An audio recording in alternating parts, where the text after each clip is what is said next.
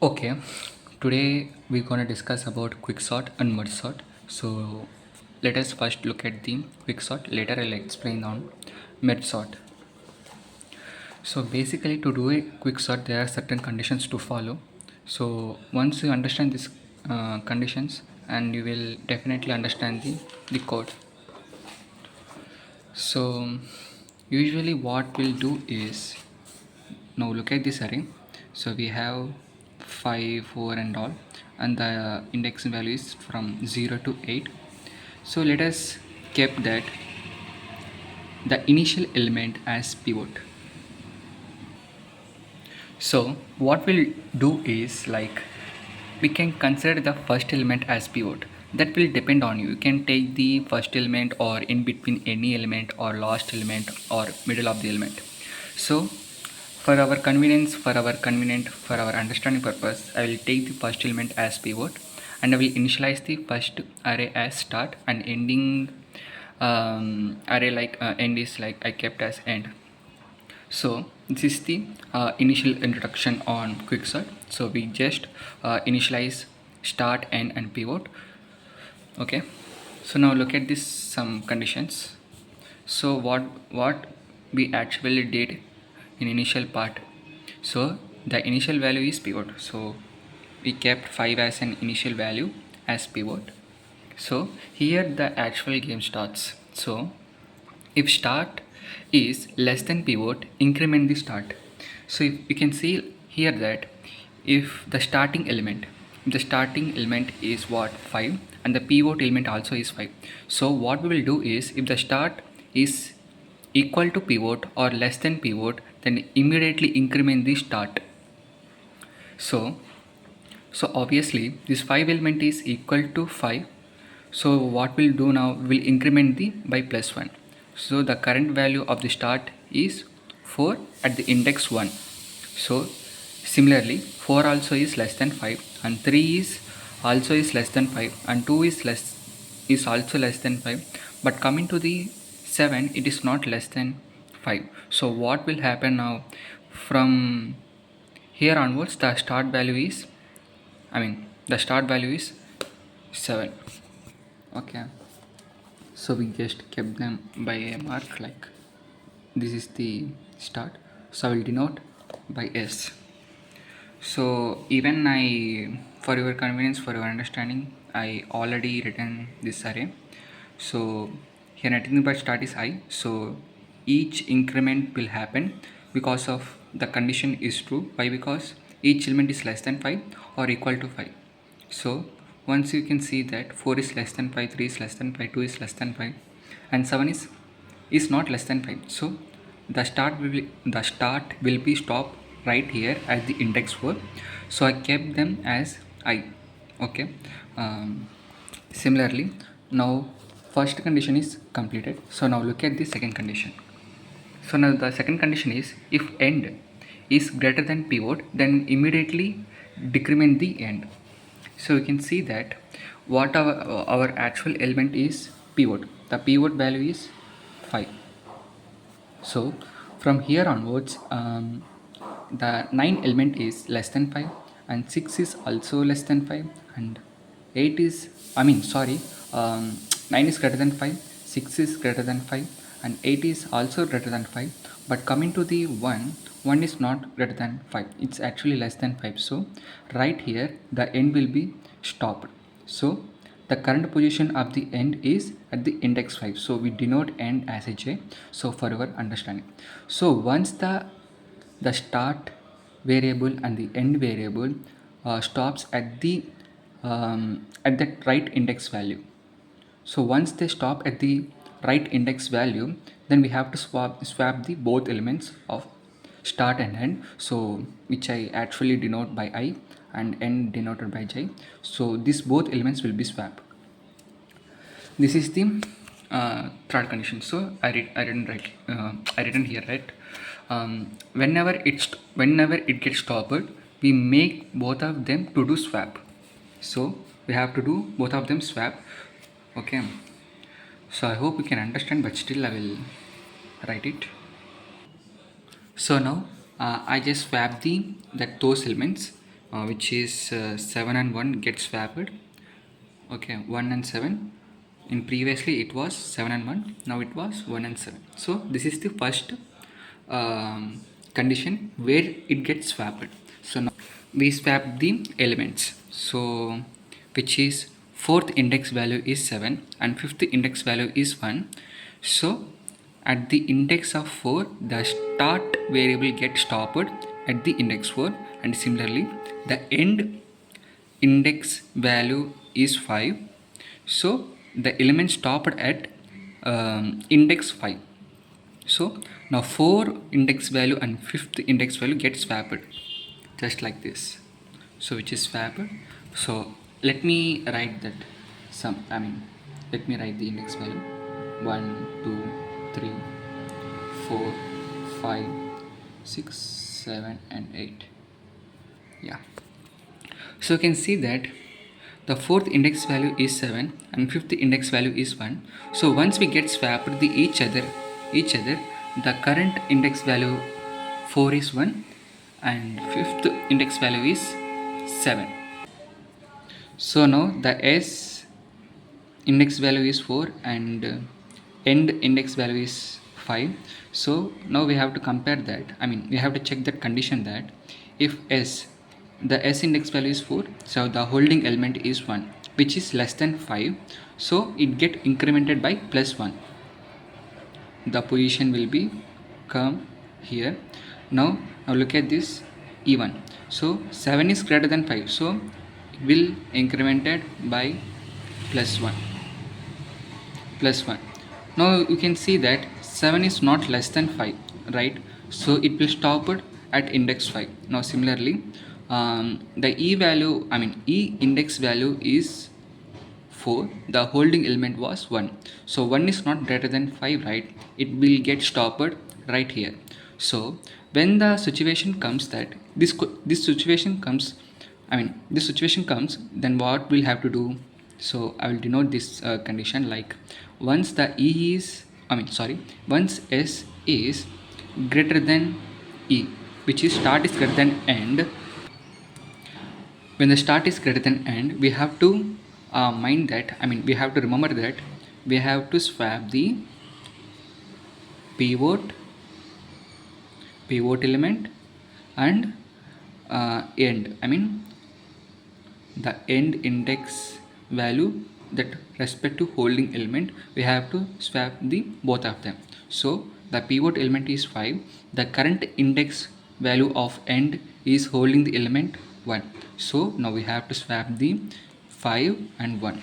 So once we swap that, we will get this I will get this new array which is here. So you can see that the fourth index value at previously it was 1. So once we get swapped that, the end current index value is 4 and the holding element is 5. So now the pivot get the actual place, right? 5, the 5 get the actual position of its sorted array.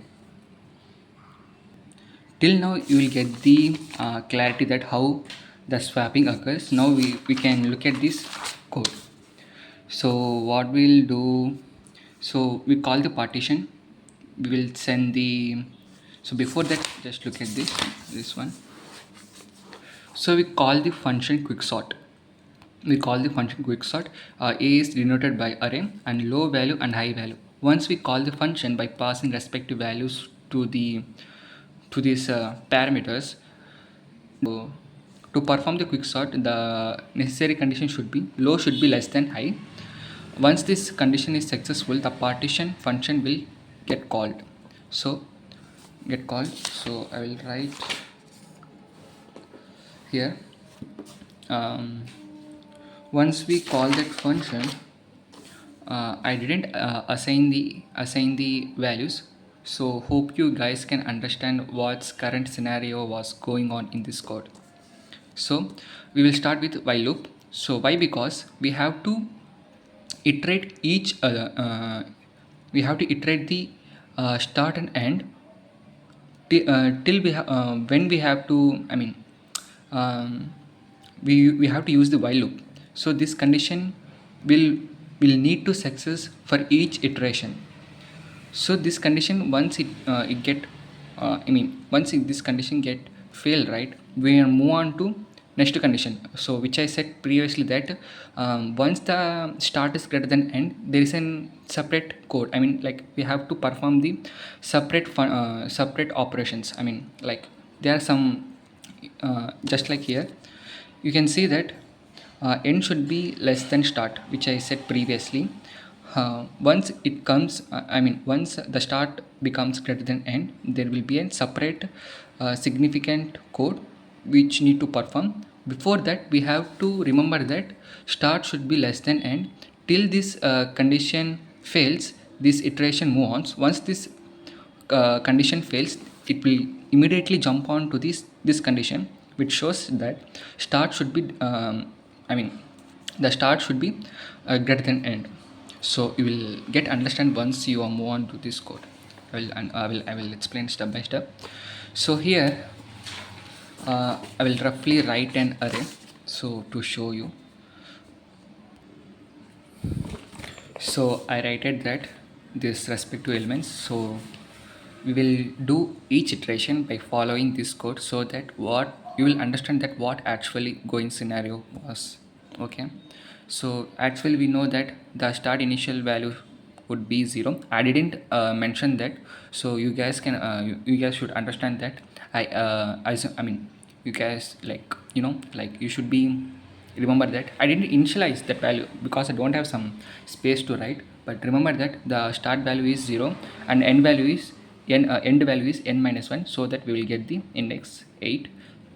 Okay, so the start value is 0 and end value is n minus 1. You will get the size of array minus 1. You will get the end. Okay, so now look at here. Y a means, like it's an array. The start is 0, so at 0 it was 5. Okay, so right here it was 5, and the pivot element is also 5. So 5 is equal to 5, so it get incremented by +1. So the start will be come here. Now what will it will move on till this condition get failed. Okay, so now the current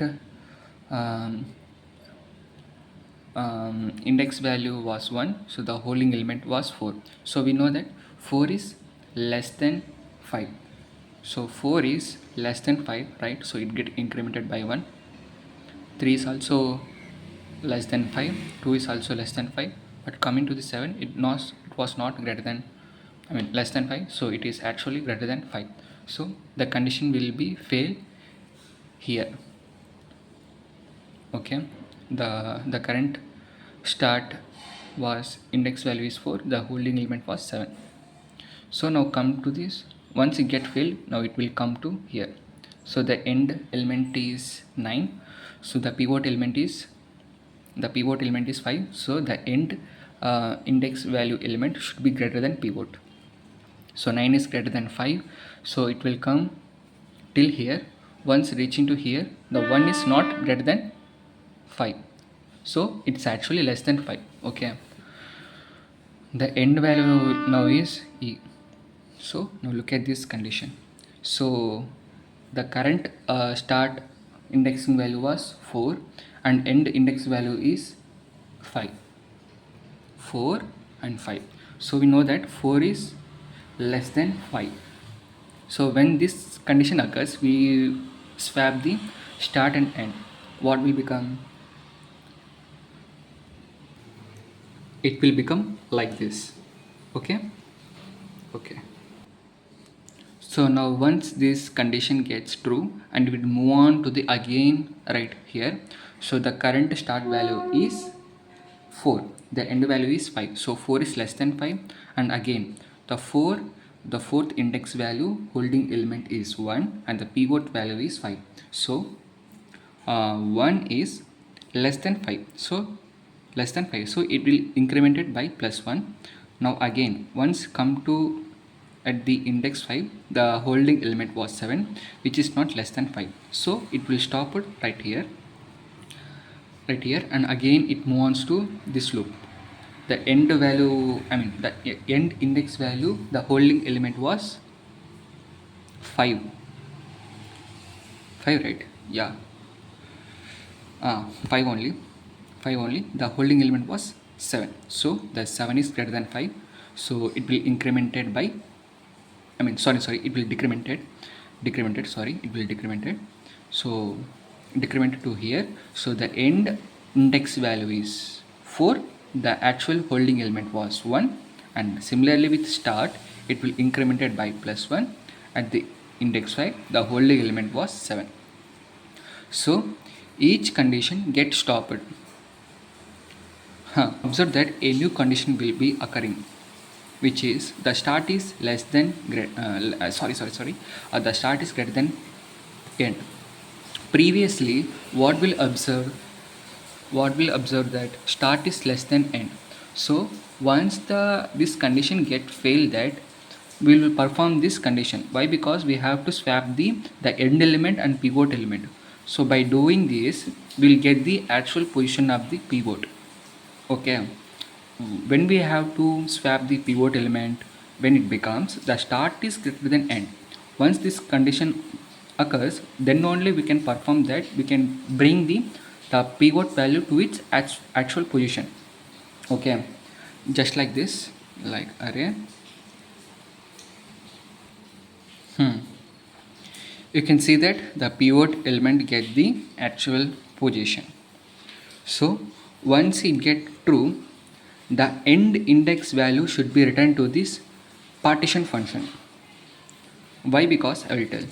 So the current end index value is 4. 4.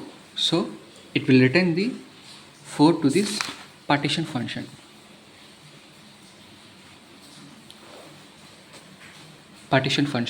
So the location now it containing the value 4.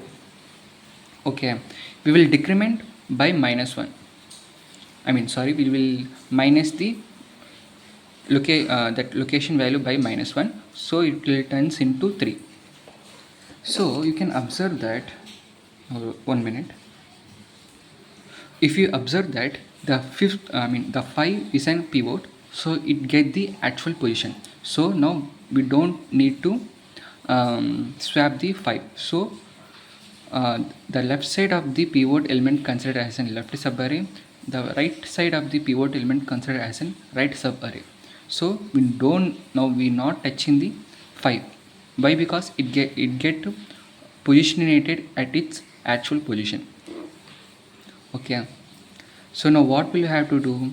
The 4 is the location containing 4 value. So once we will get by -1, the location value will becomes 3. So now what we'll have to do? From 0 to 3, we will again perform the quicksort. So now the current low value is 0. The log n-1, which is 4 minus 1, is 3. Once the 4, so which means 0 and 3, while calling the quicksort function, once we call this function, we will pass these arguments to these parameters, and again we will check the condition. So the 0 is less than 3, and again the 0 to 3 the partition gets started, and again it will move on. Similarly with right side also. So this is how we'll perform the quicksort algorithm. I will show you proper code. Now here the key swapping will occurs. So it is an special case where we have to do the swapping. So when the start is greater than end, we'll do swap among end index values and pivot value. Meanwhile, we will return end index value. So when start is greater than end, we will do swap among with end index values. I mean the current end holding the index value, not index value. I mean holding the element of that respective index value. Okay, that element and pivot element gets swapped.